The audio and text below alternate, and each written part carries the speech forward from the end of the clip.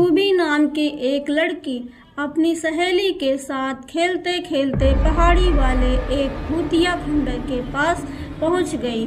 सहेली ने कहा, अरे रूबी, ये हम कहाँ आ गए? इस खंडर में तो भूत रहते हैं। मेरी मम्मी यहाँ आने को हमेशा मना करती है।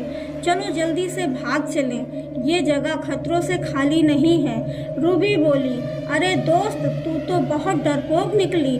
भूत ऊत कुछ नहीं होते हैं। आ चल, अब यहाँ तक आ गए हैं तो अंदर चलकर देखें तो कहाँ है भूत। सहेली ने कहा, नहीं नहीं, मैं अंदर नहीं जाऊंगी। तुम्हें जाना है तो जाओ, मैं तुम्हारा यहीं इंतजार करूंगी। रूबी खंडर के अंदर चली गई। दोपहर 1 बज रहे थे। अंदर सब जगह मकड़ी के जाले लगे थे। एक लकड़ी की मदद से जालों को हटाती हुई अंदर गई। वहां उसे एक चमकीला पत्थर मिला। रूबी उसे देखकर बहुत खुश हुई और कहा, अरे यह पत्थर तो बहुत सुंदर है, इससे मैं अपनी एड़ियां साफ करूंगी। और वह पत्थर लेकर अपनी सहेली के साथ घर आ जाती है। रूबी की माँ घर पर नहीं थी। रूबी अपनी माँ को बार बार आवाज लगा रही थी, माँ माँ, तुम कहाँ हो? मुझे खाना दो, बहुत भूख लग रही है। रूबी घर के सारे कमरे घूम घूम कर देख आती है, लेकिन माँ कहीं नहीं मिली। रूबी को बहुत तेज भूख लग रही थी और फिर वह किचन में गई। किचन में गर्मा गर्म खीर पूड़ी रखी थी। रूबी जल्दी जल्दी सारी खीर पूड़ी खा गई। थोड़ी देर के बाद उसकी माँ घर पर आई। रूबी ने पूछा, माँ कहाँ गई थी?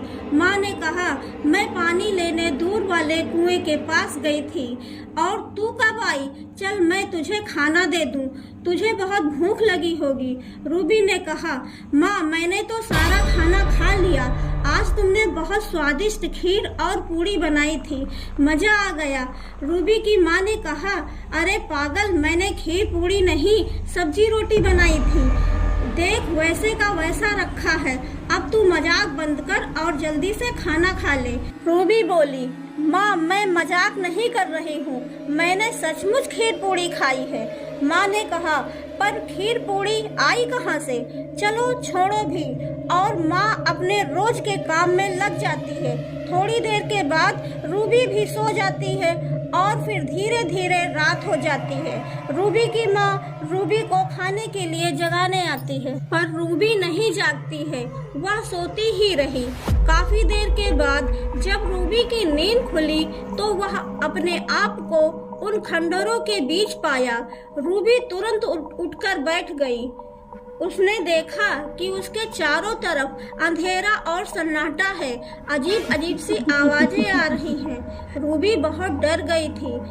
इतने में एक बूढ़ी औरत अपने हाथ में खीर की कटोरी और पूड़ी लेकर रूबी के पास आती है। रूबी उस बूढ़ी औरत को यूं अचानक वहां देखकर और भी डर जाती है, क्योंकि वह औरत चुड़ैल की तरह लग रही थी। रूबी जोर जोर से रो रही थी, मुझे जाने दो, मुझे जाने दो, मुझे छोड़ दो। फिर वह औरत अपने चुड़ैल वाले रूप में आ जाती है और जोर जोर से हंसने लगती है। चुड़ैल रूबी से कहती है, तुम लोग मेरे इस घर को खंडहर कहते हो? यह मेरा महल है, मेरे सपनों का महल।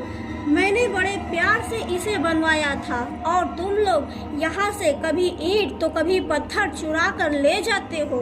क्यों री, तू भी तो मेरा एक पत्थर चुरा कर ले गई थी। अब देख मैं तेरा क्या हाल करती हूँ। चुड़ैल रूबी को फिर हवा में उड़ाने लगी। रूबी जोर जोर से रो रही थी और रोते हुए चुड़ैल से कह रही थी, मुझे छोड़ दो, मैं जाना चाहती हूँ, मैं तुम्हारा पत्थर तुम्हें लौटा दूंगी, मुझे जाने दो, मुझे माफ कर दो, मुझसे बहुत बड़ी गलती हो गई है। इसके बाद चुड़ैल ने कहा, ठीक है, जा, जल्दी जा, मेरा पत्थर यहीं लाकर डाल दे, मैं तुझे छोड़ दूंगी। फिर चुड़ैल जोर जोर से हंसने लगी। रात के अंधेरे में रूबी दौड़ती हुई अपने घर आई और वह पत्थर ले जाकर उन्हीं खंडहरों में फेंक आई। और फिर किसी तरह रूबी अपने घर पहुंचकर चैन की सांस ली। रूबी ने अपने कान पकड़े और कहा, इस तरह की गलती अब जीवन में कभी नहीं करूंगी। और फिर वह अपनी माँ के पास सो गई।